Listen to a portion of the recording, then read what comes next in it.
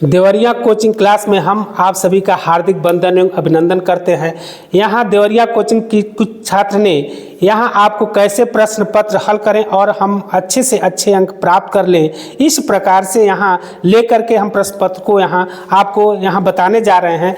पहले आपको प्रश्न पत्र मिलेंगे जो सामान्य हिंदी 2024 के छात्रों के लिए है। समय कुल 3 घंटे 15 मिनट, प्रारंभ के 15 मिनट परीक्षार्थी को पढ़ने के लिए निर्धारित है।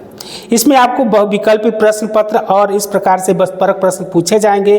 तो यहाँ आपका है संपूर्ण प्रश्न पत्र 2 खंडों खंड क तथा खंड ख में विभाजित है। सभी प्रश्न अनिवार्य हैं। खंड क आपके इस प्रकार से प्रश्न दिए रहेंगे जिसमें आपको इनके आधार पर उत्तर लिखने होंगे या आपके चूंकि बहुविकल्पीय प्रश्न रहेंगे और खंड ख जो है वह वर्णनात्मक प्रश्न रहेंगे। तो आइए देखें कि कैसे हम पहले इसको हम कॉपी भरते हैं। तो यहाँ आपको दिया रहेगा, ऐसे ही कॉपी आपको मिली रहेगी। यहाँ परीक्षार्थी का अनुक्रमांक शब्दों में, तो यहाँ शब्दों में अनुक्रमांक आप लिख देंगे। परीक्षार्थी का अनुक्रमांक अंकों में, तो यहाँ अंकों में आप इसका उल्लेख कर देंगे। फिर विषय क्या है, तो सामान्य हिंदी यहाँ लिख देंगे। परीक्षा का दिन जो आपका और 22/2/2024 यहाँ परीक्षा तिथि अंक पाली, तो यहाँ परीक्षा तिथि आपका है 22/2/2024 और पाली यदि प्रथम पाली या द्वितीय पाली, तो द्वितीय पाली यदि होगा तो द्वितीय पाली लिखेंगे, प्रथम पाली होगा तो प्रथम पाली आप लिख करके यहाँ लिख देंगे। केंद्र का नाम, जिस परीक्षा पर आपका परीक्षा हो रहा है उस केंद्र का नाम यहाँ उल्लेख करना होगा। बाकी ये तो कक्ष निरीक्षक भरेंगे। फिर उसके बाद से पेपर को आप अच्छे ढंग से इसको एक बार पढ़ लीजिए और जो चूंकि 15 मिनट पेपर को पढ़ने के लिए मिलता है और फिर इसको आप जहाँ तक यहाँ खंड को अच्छे ढंग से लिख करके और इन प्रश्नों को सही ढंग से जो विकल्प सही होगा उसी को आपको लिखना होगा। तो यहाँ देखिए निम्नलिखित में से हजारी प्रसाद द्विवेदी की रचना नहीं है। तो इस छात्र ने कितने सुंदर ढंग से इसको लिखा है। तो ऐसे ही आपको भी इन प्रश्नों के सही ढंग से उत्तर देने होंगे। यहाँ ऐसे ऊपर लिखेंगे खंड क प्रश्नोत्तर संख्या 1 का उत्तर, तो 1 का क ख ग घ अंग इस प्रकार से 5 होंगे। तो कोशिश यही आपको रहेगा कि एक ही मतलब पेज पर ही इसको क्रमवार लिखें। तो यहाँ पूछा गया निम्नलिखित में से हजारी प्रसाद द्विवेदी की रचना नहीं है, तो 4 है विचार और वितर्क। ठीक है, बुलेश्वर बकरिया साहित्य का मर्म, हिंदी साहित्य की भूमिका।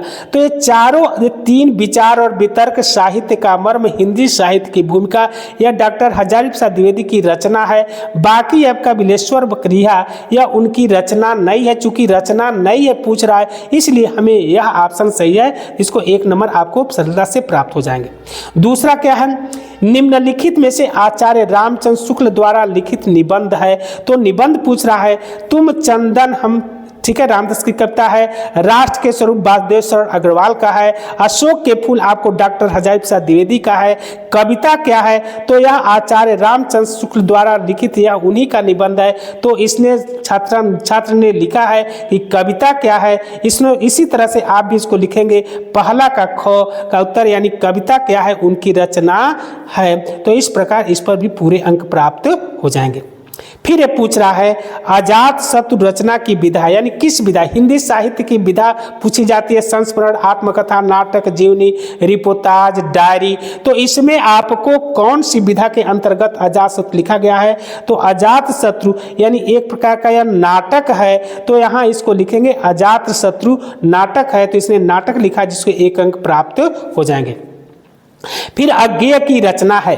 अज्ञेय की रचना इसमें पूछ रहा है तो यानी मेरे विचार, पृथ्वी पुत्र, विचार प्रवाह, शेखर एक जीवनी। तो यहाँ अज्ञेय की रचना जो है शेखर एक जीवनी ही सही है, इसलिए यहाँ लिख दिया गया शेखर एक जीवनी। तो इस तरह लिखने से आपको 1 अंक प्राप्त हो जाएंगे। अब पूछ रहा है बहादुर, चूंकि आपके पाठ से संबंधित है, तो बहादुर कहानी के लेखक हैं फणीश्वरनाथ रेणु, मुंशी प्रेमचंद, जैनेन्द्र कुमार, अमरकांत। तो बहादुर कहानी के लेखक अमरकांत हैं। तो इस छात्र ने लिख दिया है अमरकांत यानी पहला का अंग। तो इसी प्रकार से आप भी प्रश्नोत्तर संख्या 1 डाल करके और इसने सुंदर स्पेस छोड़ करके और सुंदर ढंग से लिखेंगे तो पूरे के पूरे अंक आपको प्राप्त हो जाएंगे। तो जो सही ऑप्शन होगा सही लिखेंगे तो उसमें 1 भी अंक कटने वाले नहीं हैं, पूरे के पूरे अंक आपको प्राप्त हो जाएंगे। अब इसी प्रकार से यह आपका गद्य से संबंधित आपको दिया जाता है, गद्य साहित्य से इतिहास से संबंधित यह 5 प्रश्न पूछे जाते हैं। तो गद्य साहित्य के इतिहास से 5 प्रश्न है, उसी तरह से पद्य साहित्य का इतिहास से भी आपके 5 क्वेश्चन पूछे जाते हैं जो 10 नंबर के आपके होते हैं। तो पद्य साहित्य का इतिहास से भी देखिए प्रश्न पूछा गया है। तो प्रिय प्रवास के रचयिता हैं, आप भी जानते हैं जो प्रिय प्रवास के रचयिता अयोध्या सिंह उपाध्याय हरिऔध जी हैं। तो यहाँ इस छात्र ने लिखा है, तो यहाँ भी डालेंगे प्रश्नोत्तर संख्या 2 का उत्तर। अयोध्या सिंह उपाध्याय हरिऔध प्रिय प्रवास के रचयिता हैं, तो लिखेंगे तो पूरे के पूरे अंक आपको प्राप्त हो जाएंगे। फिर पूछ रहा है निम्नलिखित में से छायावाद के कवि हैं, यानी छायावाद के 4 स्तंभ हैं, सुमित्रानंद पंत, जयशंकर प्रसाद, ठीक है, सूर्यकांत त्रिपाठी निराला और महादेवी वर्मा। तो यहाँ आप देखें कि यह जो है अष्टछाप कवियों में से हैं, सूरदास, परमानंद दास, चतुर्भुज दास, ये जितने भी दास लोग हैं यह आपके अष्टछाप कवियों में से जाने जाते हैं। तो इस प्रकार से मुकुटधर पांडे जो हैं वह छायावादी कवि नहीं हैं। तो यहाँ उसने मुकुटधर पांडे को लिखा है, सही है कि छायावाद के कवि इसे छायावाद के कवि हैं, ठीक है। तो यह मुकुटधर पांडे हैं, बाकी तो ये लोग आपके निराकार ब्रह्म के शासक हैं, अष्टछाप कवियों में से हैं। तो इस प्रकार यह आपका मुकुटधर पांडे ऑप्शन सही है। फिर पूछ रहा है यह प्रश्न 2 के ग, निम्नलिखित में से कौन सा कवि छायावाद युग का नहीं है। ध्यान दीजिएगा, यहाँ भी छायावाद के कब पूछा है, छायावाद युग का नहीं है। तो आपको भी मालूम है कि ये आपके तीनों सूर्यकांत त्रिपाठी निराला, जयशंकर प्रसाद, महादेवी वर्मा, सुमित्रानंद पंत, ये छायावाद युग के 4 स्तंभ हैं। तो 3 का यहाँ तो नाम दिया गया है, 1 का नाम नहीं, उनके स्थान पर अज्ञेय हैं। तो पूछ रहा है छायावाद युग का नहीं है, तो कौन सा कवि छायावाद युग का नहीं है, तो अज्ञेय जो हैं वह छायावाद के नहीं हैं। तो यह ऑप्शन सही है, इसको भी पूरे अंक प्राप्त हो जाएंगे। तो इस प्रकार से आप जो भी लिखेंगे यह आपको पूरे के पूरे नंबर प्राप्त होते जाएंगे। तो इसको सही ढंग से करने का ऐसे ही काफी आप सुंदर ढंग से सटीक लिखेंगे। यहाँ दे रहा है रश्मिरथी किस कोट की रचना है, तो इसमें होता है महाकाव्य, खंड काव्य, तक काव्य, गद्य काव्य। तो महाकाव्य जो मतलब एक विशेष पर जैसे प्रवास जिनका लिखा कामायनी है, सब महाकाव्य है। लेकिन खंड काव्य यह आपका रश्मिरथी किस कोट की रचना है, तो खंड काव्य है। तो यहाँ लिखेंगे दूसरा का घ, खंड काव्य रश्मिरथी यानी खंड काव्य रचना है। तो ये भी आपका ऑप्शन सही, पूरे के पूरे अंक आपको प्राप्त हो जाएंगे। फिर आपको है बादल को घिरते देखा है, तो बादल को घिरते देखा है रचना है, तो यह आपका नागार्जुन की रचना है। तो यहाँ बादल को घिरते देखा रचना नागार्जुन की है। तो यहाँ ये भी सही लिखा गया, तो 1 नंबर। तो यानी 5 नंबर आपके गद्य साहित्य इतिहास से और 5 नंबर के आपके पद्य साहित्य इतिहास, यानी कुल 10 नंबर के आपको नंबर के प्रश्न पूछे जाएंगे, जिसको आप अच्छे ढंग से लिख करके और प्रश्न पत्र हल करके आप पूरे अंक प्राप्त कर सकते हैं। तो इस छात्र ने पूरे अंक यानी 10 में 10 इसका सही है, तो 10 अंक इसको प्राप्त हो जाएंगे। हाँ, ऐसे ही आपको भी लिखना है, स्पेस आपको इधर ही रखने हैं, इधर आपको स्पेस नहीं देने हैं। तो इतने स्पेस छोड़ करके और इसी तरह से स्पेस छोड़ सुंदर ढंग से जो भी पूछ रहा है, देखिए कितने सुंदर ढंग से छात्र ने लिखा है। अब यहाँ कोई भी एक गद्य खंड से एक पैरा दे करके और उसी से संबंधित आपको प्रश्न पूछे जाएंगे, यानी 10 नंबर के सारे 2-2 नंबर के आपके प्रश्न होंगे। तो इस प्रकार से आपको देखना है कि वह किस मतलब पाठ से संबंधित है। दिए गए गद्यांश पर आधारित लिखित प्रश्नों के उत्तर दीजिए। यहाँ एक आपको पैराग्राफ दिया जाएगा और उसी से संबंधित प्रश्न पूछे जाएंगे, जो 5 प्रश्न होंगे, जो प्रत्येक 2-2 नंबर के होंगे। तो 10 नंबर का ये भी होगा। जल का प्रवाह अनंत होता है, सहस्त्रों वर्षों से भूमि के साथ राष्ट्रीय जन ने तादम्य प्राप्त किया है। जब तक सूर्य की रश्मियां नित्य प्रातःकाल भुवन को अमृत से भर देता है, तब तक राष्ट्रीय जन का जीवन भी अमर है। इतिहास ने अनेक उतार चढ़ाव पार करने के बाद भी राष्ट्र निर्वासीन नहीं उठती लहरों से आगे बढ़ने के लिए अजर अमर है। जन का संत तबाही जीवन नदी के प्रवाह की तरह है, जिसमें कर्म और श्रम के द्वारा उत्थान के अनेक घाटों का निर्माण करना होता है। तो यह आपको यह दिया गया, इसमें इसको यदि आपको आ रहा है या नहीं, तो आपको यदि आ रहा है दूसरा, तो इसमें अथवा करके रहेगा। ध्यान दीजिए, इसमें या तो आपको दो रहेंगे, ऑप्शन रहेगा अथवा, अथवा का मतलब होता है चाहे आप करें चाहे इसको करें। तो इस छात्र ने इसको किया था, आइए इसको देखें। यह आपका अशोक का वृक्ष, यानी आपका यह आपका किसका है, अशोक के फूल, और इसके कौन लेखक हैं, तो डॉक्टर हजारी प्रसाद द्विवेदी। तो जिस दोनों में से जो भी आपको सही ढंग से आ रहा हो उसी को आपको लिखना होगा। अशोक का वृक्ष जितना भी मनोहर हो, जितना भी रहस्यमय हो, जितना भी अलंकारमय हो, परंतु है वह उस विशाल सामंत सभ्यता की परिष्कृत रुचि का ही प्रतीक, जो साधारण प्रजा के परिश्रमों पर पली थी। उसके संसार करोड़ों को खाकर बड़ी हुई थी और लाखों करोड़ों की उपेक्षा से जो समृद्ध हुई थी, वे सामंत उखड़ गए और वनोत्सव की धूमधाम भी मिट गई।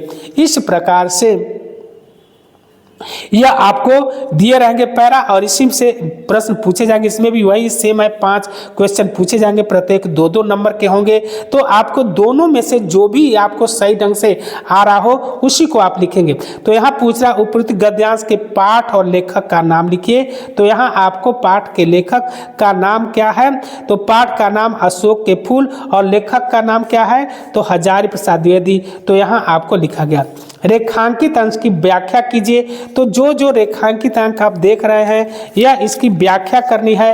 तो जो साधारण प्रजा के परिश्रम पर पली थी, यानी अशोक का फूल वह है जो साधारण जनता के यानी प्रजाओं के परिश्रमों का ही फलीभूत है, जो इस प्रकार से वह पल करके संसार के कणों को खाकर बड़ी थी, यानी संसार के प्रत्येक दुखों को खा करके चूस करके, और इस प्रकार वह समृद्ध हुआ है। और लाखों करोड़ों की उपेक्षा से जो समृद्ध हुई थी, जिस पर लाखों करोड़ों की उस पर उपेक्षाएं आश्रित है, इस प्रकार से इसकी आपको व्याख्या करनी है। तो यहाँ छात्र ने कितने सुंदर ढंग से अशोक का वृक्ष सदस्य उस सामंत सभ्यता का प्रतीक माना जा रहा है, जो किसान मजदूर जैसे साधारण लोगों को शोषण करती रही है। यह वृक्ष जिस सामंत वर्ग का प्रतिनिधित्व करता है वह सदैव आम लोगों का खून चूसकर फलता फूलता रहता है।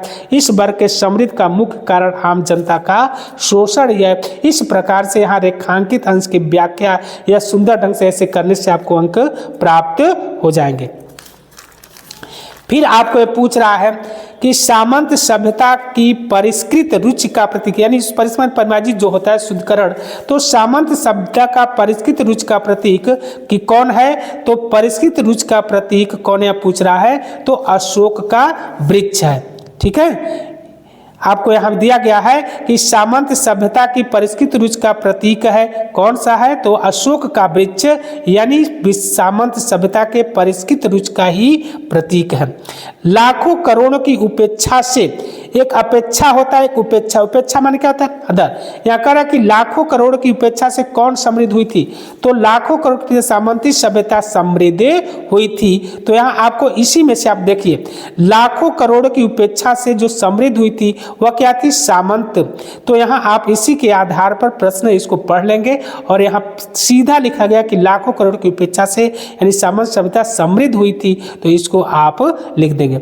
आज उस सामंत सभ्यता की क्या स्थिति है, सीधा सा है, तो आज यह लिखा कि वे सामंत उखड़ गए और वनोत्सव की धूमधाम भी मिट गई। तो इस प्रकार से यह कह रहा है कि आज उस सामंत सभ्यता की स्थिति यह हो गई कि वे, ठीक है, समाप्त हो गए या नष्ट हो गए या उखड़ गए, जो भी आप इसको लिखना चाहें अपने शब्दों में। तो वे सामंत, आज उस सामंत सभ्यता की स्थिति यह हो गई कि वे पूरी तरह से समाप्त हो गए। या आपको उत्तर लिख देने हैं। दूसरा आपको प्रश्न 4 ऐसे पद्यांश का एक कोई पैरा दे करके, और इसी तरह से प्रश्न आपके पूछे जाएंगे। वो अपठित गद्यांश से 10 नंबर के, और यह पठित पद्यांश से आपके जो काव्य हैं उससे प्रश्न, और फिर ये आपके पठित पद्यांश से जो आपके प्रश्न है वह दे करके कोई एक पैरा। इसमें भी प्रत्येक के 2-2 आपके, ठीक है, उत्तर देने होंगे। इसमें आपको प्रत्येक के 2-2 अंक प्राप्त होंगे। तो राधा किसके द्वारा किसको संदेश जाती है, ध्यान दीजिए। ये आपका प्रिय प्रवास अयोध्या सिंह उपाध्याय हरियत जी द्वारा, यानी पवन दूतिका के माध्यम से राधिका जी भगवान कृष्ण के पास जो संदेश भेज रही है, यह मेरे प्यारे नौ जलद से कंज से नेत्र वाले, जाके आए न मधुबन से और न भेजा संदेशा। मैं रो रो के प्रिय विरह से बावली हो रही हूँ, जाके मेरी सब दुख कथा श्याम को सुना दे। ज्यों ही तेरा भवन तू अल्प आगे बढ़ेगी, शोभा वाली सुखद कितने मंज कुंजे मिलेगी। प्यारी छाया मृदुल स्वर से मोह लेगी तुझे वे, तो भी मेरा दुख लख वहाँ जान विश्राम लेना। यानी इसमें राधिका जी भगवान श्री कृष्ण के पास अपनी जो वह संदेश भेज रही है, एक पवन यानी पवन जो क्या है दूती है, और पवन दूतिका के माध्यम से वह अपने संदेश को वह भगवान कृष्ण के पास भेज रही है, जिसको अयोध्या सिंह उपाध्याय हरिऔध जी ने अपनी पवन दूतिका के नाम से लिया गया है। मेरे प्यारे नौ जलद, नवन जलद माने होता है बाल, ध्यान दीजिए द ज और ध जब दिया जाए तो इसके पर्यायवाची भी ध्यान दीजिएगा। जहां द का प्रयोग होगा बादल होगा, ध का प्रयोग होगा यानी जलद समुद्र हो जाएगा, और ज का प्रयोग होगा कमल हो जाएगा।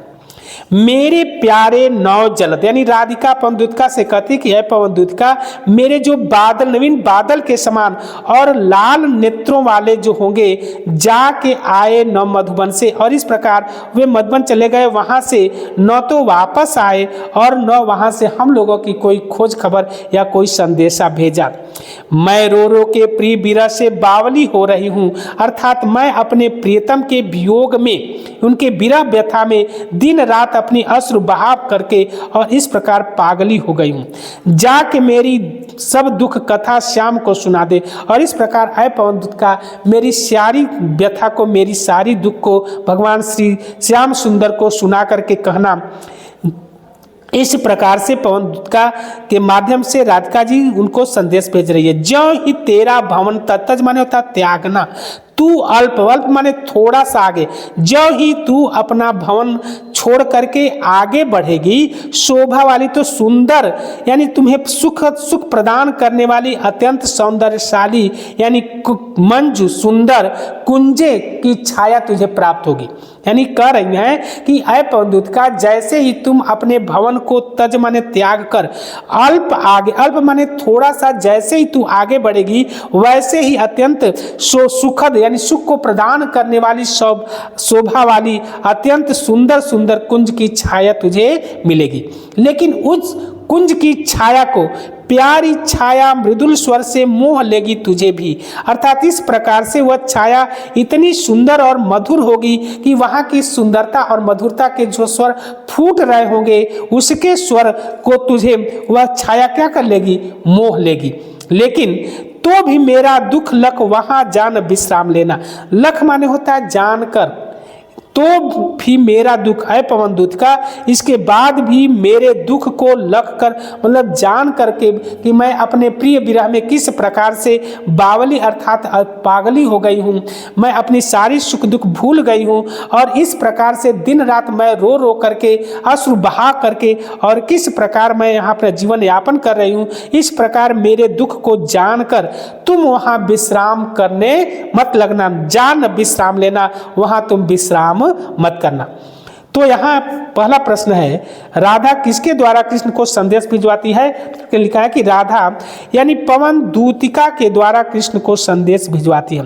रेखांकित अंश की व्याख्या राधिका पवन दूतिका से अपनी विरह व्यथा का वर्णन करते हुए कहती है कि नए मेघों जैसी शोभा, जलद माने क्या होता है, बादल या मेघ, तो नए बादलों से कंज से नेत्र वाले अर्थात कमल के समान, कंज मन कमल के नेत्र वाले मेरे प्रिय श्री कृष्ण जब मतलब मथुरा चले गए और मधुबन से और न भेजा, जब से मथुरा चले गए तब से वह यहाँ न तो वापस आए और न वहाँ वो हम लोग के लिए कोई संदेशा या कोई खबर भेजे। इस प्रकार से आप इसे अपने शब्दों में इसका उत्तर अंश की व्याख्या, चूंकि इसका पूछ रहा है तो फिर यहाँ लिखेंगे। फिर ज्यों ही तेरा भवन तज तू, फिर इसका दूसरा का अर्थ यहाँ लिख देंगे, ज्यों ही ऐसे लिख देंगे, ज्यों ही से लेकर के कुंजे मिलेंगी, इसका भी व्याख्या आपको करना कि राधिका जी करे कि आय पवन दूतिका, जैसे ही मेरा घर त्याग कर तू थोड़ा आगे बढ़ेगी तुझे अत्यंत सुंदर तथा सुख देने वाली कुंजे दिखाई देगी। ज्यों ही तेरा भवन, ठीक है, जैसे ही मेरा भवन, तज माने छोड़ना, तू, अल्प, अल्प माने थोड़ा सा, जैसे ही थोड़ा सा या थोड़ी दूरी पर तू जैसे ही आगे बढ़ेगी, शोभा वाली यानी सुंदर प्रदान करने वाली शोभा, सुखद सुख प्रदान करने वाली अत्यंत कुंजों की छाया तुझे दिखाई देगी। फिर पूछ रहा है कविता का शीर्षक और कवि का नाम लिखे। तो कविता का शीर्षक आपको यह है पवन दूतिका और कवि का नाम अयोध्या सिंह उपाध्याय हरिऔध। इस प्रकार से आपको लिखना होगा। बावली और अल्प शब्दों का यहाँ अर्थ पूछा है, तो बावली माने होता है पगली, ठीक है, और अल्प पागल जो हो जाए, किसी के क्या में जो पागल हो जाए, बावली। अल्प माने होता है थोड़ा सा। संदेश प्रेषिका ने 9 जलद से कंज से नेत्र वाले शब्द किसके लिए, तो संदेश प्रेषिका ने 9 जलद से कंज वाले नेत्र शब्द, ठीक है, कृष्ण के लिए प्रयोग किया है, ठीक है, यानी संत प्रेषिका ने 9 जलद से कंज से नेत्र वाले शब्द कृष्ण के लिए प्रयोग किया है। तो इसको कितना सुंदर ढंग से आप इसको सही ढंग से इसको लिख सकते हैं, जो पूरे से पूरे आपको प्राप्त होंगे। तो इस प्रकार से इसमें भी अथवा रहेगा, तो आपको जो अच्छे से समझ में आ रहा हो उन्हीं का लिखना होगा। तो दोनों में से कोई एक, चूंकि अथवा दिया है तो चाहे आप यह करें चाहे आप यह करें, तो आपको यदि यह अच्छे तरह से आ रहा है तो इसको भी आप अच्छे करें। तो इस ढंग से लिखने से आपको पूरे अंक प्राप्त हो जाएंगे। फिर आपके प्रश्न आपके आएंगे। 5वां प्रश्न, यह आज विज्ञान से वाला प्रश्न था।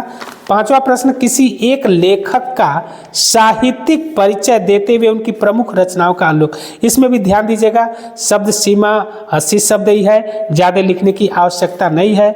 यह समय का भी पाबंद है, 3 घंटे का ही पेपर है, तो इसको भी ध्यान में रखते हुए सब पर हमें कितना कितना समय देना है इसको ध्यान रखते हुए 4 आपको किसी लेखक का, ठीक है, दिया रहेगा और उसमें उनकी रचनाएं, तो 4 में से जिनका भी आपको याद हो अच्छे तरह से वह लिखेंगे। ध्यान दीजिएगा, इस साल बसदेव शरण अग्रवाल और हजारी प्रसाद द्विवेदी, और जो 3 आप तैयार कर लें, 3 में से आपको निश्चित ही इस बार मिलेंगे बसदेव शरण अग्रवाल, डॉक्टर हजारी प्रसाद द्विवेदी और कन्हैया लाल मिश्र प्रभाकर। इसमें से आपको निश्चित ही मिलेंगे, बहुत ध्यान रख करके पेपर बनाया गया है।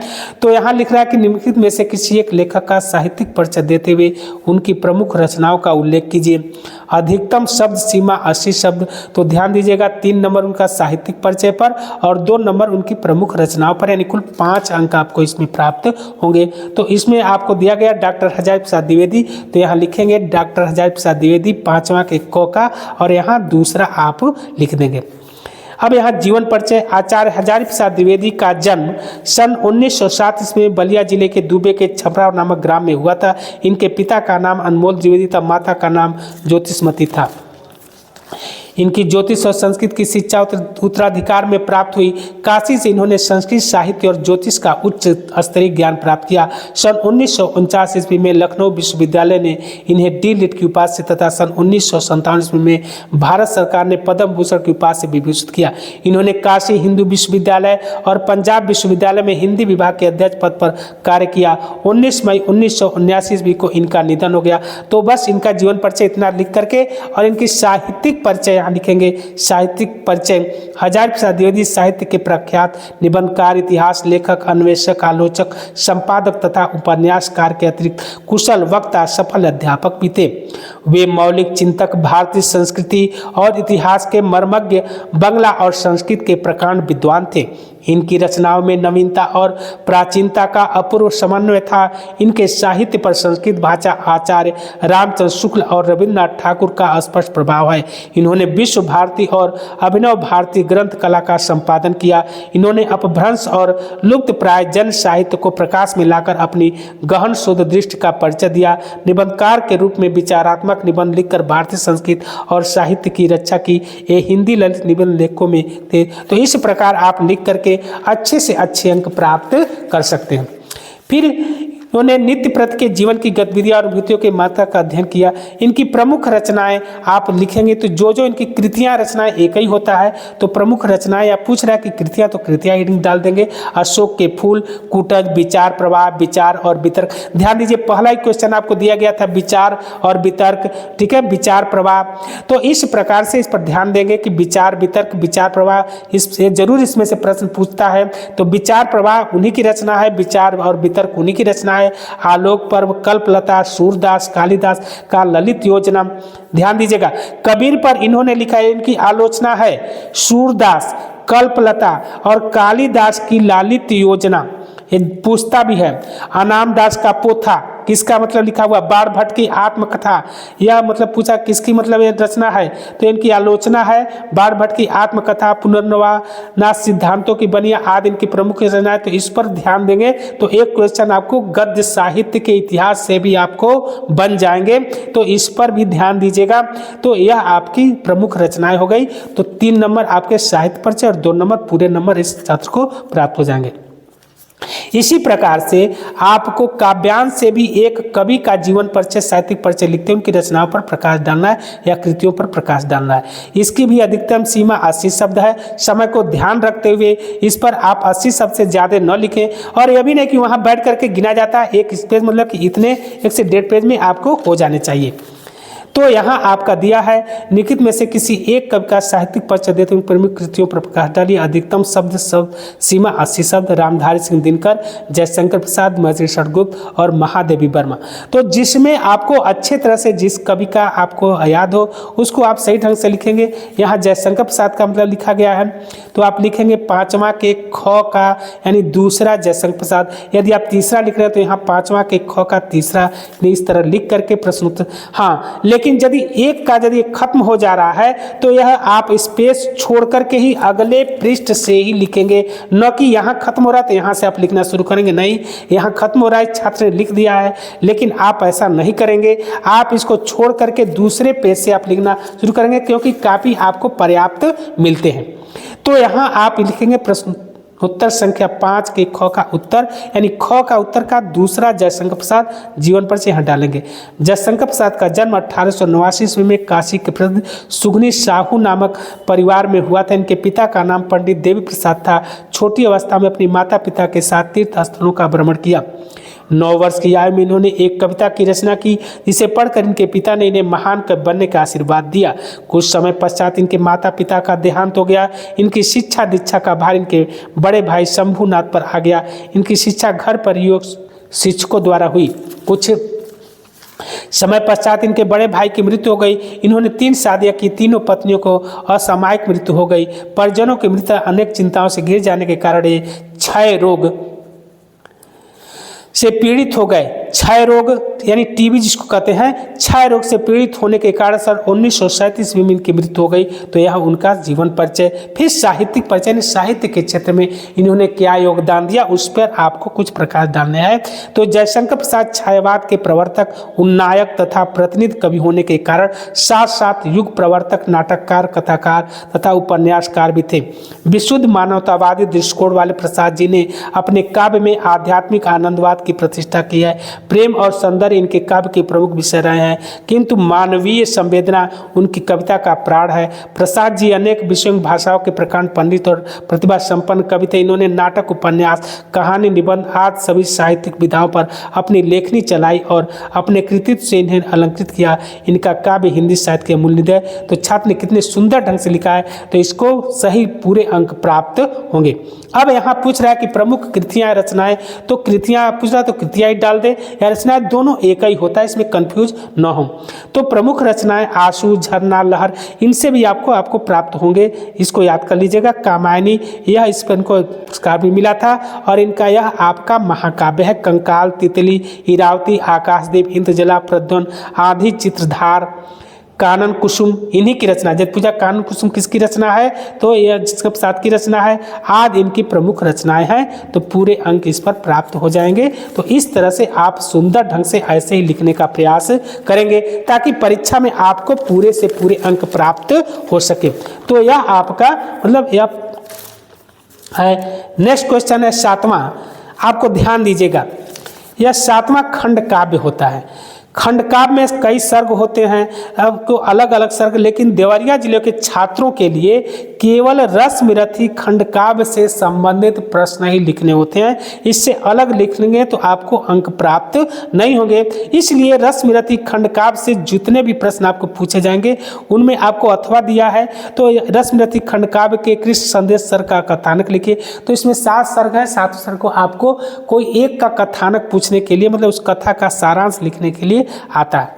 अथवा रश्मिरथी खंडकाव्य के 5वें सर्ग की कथा को अपने शब्द में लिखिए, या अथवा रश्मिरथी खंडकाव्य के नायक कर्ण या कृष्ण का चरित्र चित्र कीजिए।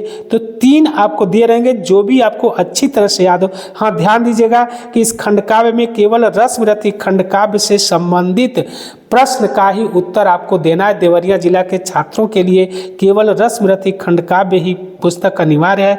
उसी से संबंधित प्रश्न यदि आप कर रहे हैं तो आपको अंक प्राप्त होंगे, नहीं तो किसी अन्य खंडकाव्य से यदि आप लिख रहे हैं तो उस पर आपको अंक प्राप्त नहीं होंगे। इसका विशेष ध्यान देना है। इसलिए यहाँ रश्मिरथी खंडकाव्य के मतलब 3 पूछ रहा है, तो आप किसी एक सर्ग का लिखेंगे। तो रश्मिरथी खंडकाव्य के 5वें सर्ग यानी 5वां सर्ग का कथा क्या है, तो इसको 5वें सर्ग में आपको लिखना है कि माता कुंती जो है अपने पुत्र के पास जाकर के कर्ण के पास यह करे कि मतलब कि आप अर्जुन को न मारें, इसलिए यहाँ वह गई है। इस सर्ग का यहाँ प्रसंग चल रहा है। तो 5वें सर्ग में यही है। तो आइए देखें माता की विनती। इस सर्ग का प्रारंभ कुंती की चिंता से होता है। कुंती इस कारण चिंतित है कि रण में मेरे पुत्र कर्ण और अर्जुन परस्पर युद्ध, क्योंकि यह बात केवल कुंती और को ही पता थी कि कर्ण उनका पुत्र है। तो इस प्रकार वह दोनों आज भाई भाई आमने सामने लड़ेंगे। इस बात की चिंता कुंती को खाए जा रही है और वह उनके पास गई है। कुंती व्याकुल हो कर्ण से मिलने जाती है। उस समय कर्ण संध्या कर रहा था। आहट पाकर कर्ण का ध्यान टूट जाता है। उसने कुंती को प्रणाम कर उसका परिचय पूछा। कुंती ने बताया, तू सूत पुत्र नहीं, मेरा पुत्र है।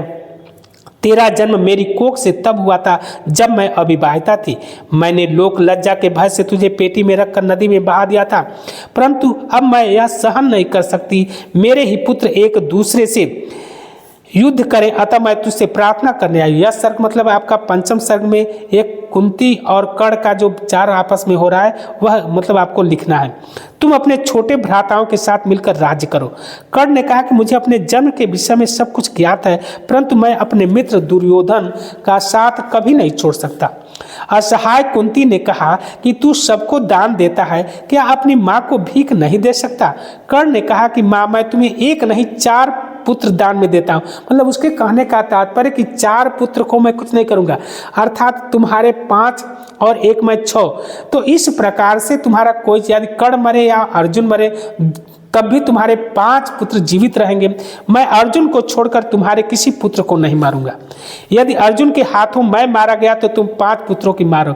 यानी यदि अर्जुन के हाथ मेरी मृत्यु होती है तो भी तुम्हारे 5 पुत्र जीवित रहेंगे, और यदि मेरे हाथों, ठीक है, कि अर्जुन की मृत्यु होती है तो भी तुम्हारे 5 पुत्र जीवित रहेंगे। इस प्रकार मैं 4 पुत्रों को मैं मारने का तुम्हें वचन नहीं दूंगा, मतलब मैं उन्हें नहीं मारूंगा। इस दशा में तुम्हारे 5 पुत्र हमेशा जीवित रहेंगे। यदि मैंने युद्ध में अर्जुन को मार दिया तो विजय दुर्योधन की होगी और मैं दुर्योधन का साथ छोड़कर तुम्हारे पास आ जाऊंगा। कुंती निराश मन लौट जाती है। हो रहा मौन राधे चरण को छूकर, 2 बिंदु अश्रु के गिरे दृगों से चूकर, बेटे का मस्तक सूंघ बड़े ही दुख से, कुंती लौटी कुछ कहे बिना ही मुख से। एक बार जब मतलब कर्ण पूछ रहा कि उस समय आप कहाँ थी जब मतलब लोग मुझे सूत पुत्र कह रहे थे, तो कुंती ने कहा, बेटा धरती पर बड़ी दीन है नारी, अबला होती सचमुच योषिता कुमारी, है कठिन बंद करना समाज के मुख को, सिर उठा न पाती पत्ता अपने सुख को। इस प्रकार से उसने कहा कि स्त्रियों की दशा समाज में बहुत ही दयनीय है। मैं उस समय यह नहीं कह पाई कि यह सूत पुत्र नहीं, यह मेरे ही तन से जना हुआ, यह मेरा ही पुत्र है, लेकिन लोक लज्जा के भय से मैं ऐसा नहीं कर सकी। इस प्रकार से वहाँ एक कुंती की व्यवस्था का भी यहाँ दर्शाया गया है। तो इस प्रकार कर्ण और कुंती का यह पंचम जो सर्ग है उसमें कर्ण और कुंती का विचार चल रहा है, तो यहाँ आपको लिख देना है। तो इस प्रकार छात्र ने कितने अच्छे ढंग से लिखा है, तो ऐसे लिख करके, हाँ लेकिन यह ध्यान देंगे कि यहाँ जैसे ही खत्म होगा इस पेज का आप यह ध्यान नहीं देंगे कि इस पेज छूट रहा है, इसको छोड़ करके आप इस अगले पृष्ठ से आप इस प्रश्न पत्र को लिखेंगे, न कि यहीं तुरंत आप लिखना प्रारंभ कर देंगे। इस छात्र ने लिख दिया है लेकिन आप ऐसा नहीं करेंगे। प्रश्नोत्तर संख्या 6 का उत्तर यहाँ आपको पूछ रहा है, एक कहानी जो आपके, तो इससे आपको लाठी अथवा ध्रुव आत्रा अथवा पंचलाइट कहानी का सारांश अधिकतम सीमा, इसमें भी ऐसी शब्द है।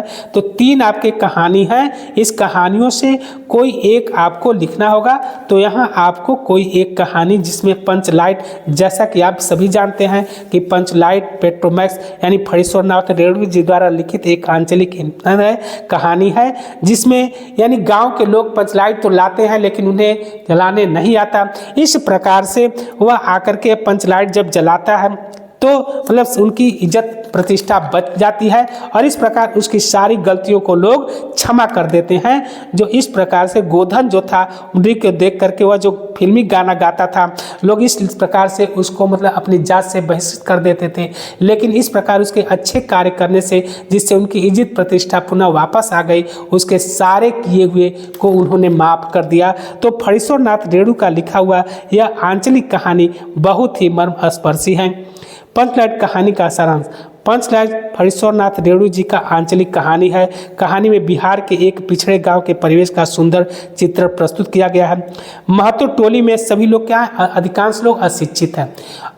उन्होंने रामनवमी के मेले में पेट्रोमैक्स अर्थात ठीक है पेट्रोमैक्स खरीदा, जिसे भी पंचलाइट कहते हैं। उन्होंने पंचलाइट को सीधे साधे लोग सम्मान का चीज समझते हैं। पंचलाइट को देखने के लिए टोली के सभी बालक औरत मर्द इकट्ठे हो जाते हैं। सरदार अपनी पत्नी को आदेश देता है कि शुभ कार्य को करने से पहले वह पूजा पाठ का प्रबंध कर ले। सभी उत्साहित है, परंतु समस्या होती है कि पंचलाइट जलाएगा कौन, क्योंकि किसी को पंचलाइट जलाना नहीं आता। सीधे साधे लोग पेट्रोमैक्स को जलाना भी नहीं जानते। इस टोली में गोधन नाम की एक युवक है। वह गाँव की मुनरी नामक एक युवती से प्रेम करता है और उसे देख कर वह फिल्मी गाने गाता है।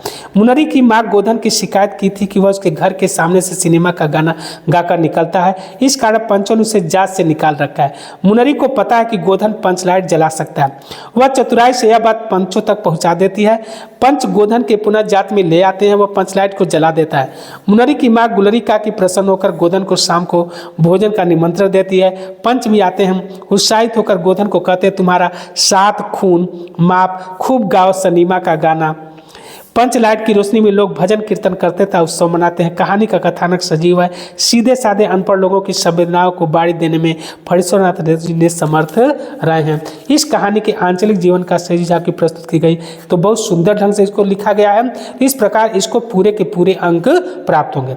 अब इसी प्रकार से आपको यहाँ प्रश्नोत्तर संख्या 8 जो है वह आपके एक गद्यांश और एक पद्यांश से इसका संदर्भ और अर्थ लिखने के लिए आपको आएगा हिंदी में अनुवाद। ध्यान दीजिए, इस पर बिना कुछ आपको ज़्यादा मेहनत किए ही 2 नंबर आपको संदर्भ पर और 5 नंबर अनुवाद पर, 7 नंबर आपको पूरे आसानी से मिल जाएंगे। या आपको देखें दिए गए संस्कृत गद्यांशों में से किसी तीस में भी अथवा रहेगा, जिस पर आप अच्छे तरह से आप जान सके उसको आप लिखेंगे। तो इसमें संदर्भ बस सिर्फ यही लिखना है कि किस पाठ से संकलित है, बस यही आपको लिखना है। प्रस्तुत गद्यांश हमारी, यहाँ गद्यांश लिखा है तो प्रस्तुत संस्कृत गद्यांश हमारी पठित पाठ्य पुस्तक हिंदी के संस्कृत दिग्दर्शिका से संकलित आत्मज्ञ एवं सर्वज्ञ, बस ये पाठ का नाम आपको थोड़ा याद होना चाहिए। तो आत्मज्ञ एवं सर्वज्ञ इसको ब्लैक पेन से लिख देंगे, नामक पाठ से अवतरित है या उद्गृत है। फिर ये 2 नंबर आपको पूरे सरलता से प्राप्त होंगे, इसमें कोई आपकी कटौती नहीं होगी। तो इस प्रकार आपको यह आत्मज्ञ एवं सर्वज्ञ आप इसको लिख देंगे। फिर यह आपका अर्थ है आत्मनस्तु वे कामाय पति भवति, नौवे अरे कामाय जाया प्रिया भवति आत्मनस्तु वै कामाय पति भवतु नावा अरे पुत्रस्य वित्तस्य च कामाय पुत्रो वित्तं च प्रियं भवति आत्मनस्तु वै कामाय पुत्रो वित्तं व भवति न अरे सर्वस्य कामाय सर्व प्रियं भवति आत्मनस्तु वे कामाय सर्व प्रियं भवति। तो आत्मज्ञ एवं सर्वज्ञ पाठ से अवतरित है। तो इसमें लिख रहे हैं कि आत्मनस्तु वे कामाय, अपनी इच्छाओं के लिए, आत्म अपने, अस्तु स्वयं, वह कामाय अपनी ही कामना के लिए, पति भवति यानी पति प्रिय होता है, पति प्रिय होता है। अपनी ही इच्छा पूर्ति के लिए, अपनी ही कामनाओं की पूर्ति के लिए पति भवति, पति क्या होता है? प्रिय होता है। न वे अरे कामाय जाया प्रियवत, अरे न ही पत्नी की इच्छा पूर्ति के लिए पत्नी प्रिय होती है।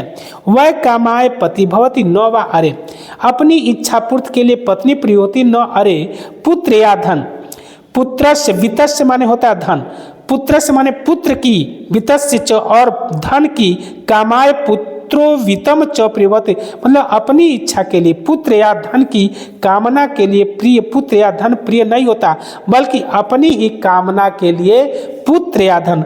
आत्मनस्तु वे कामाय पुत्रो वित्तम व भवति, अपनी कामना के लिए पुत्र या धन प्रिय होता है। ठीक है। अरे सर्वस्व कामाय, इस प्रकार का ना कि न ही सभी कामना के लिए सब प्रिय होते हैं। सर्वस्व कामाय सर्व प्रिय, सभी अपनी कामना के लिए, अपनी इच्छा पूर्ति के लिए सभी प्रिय होते हैं।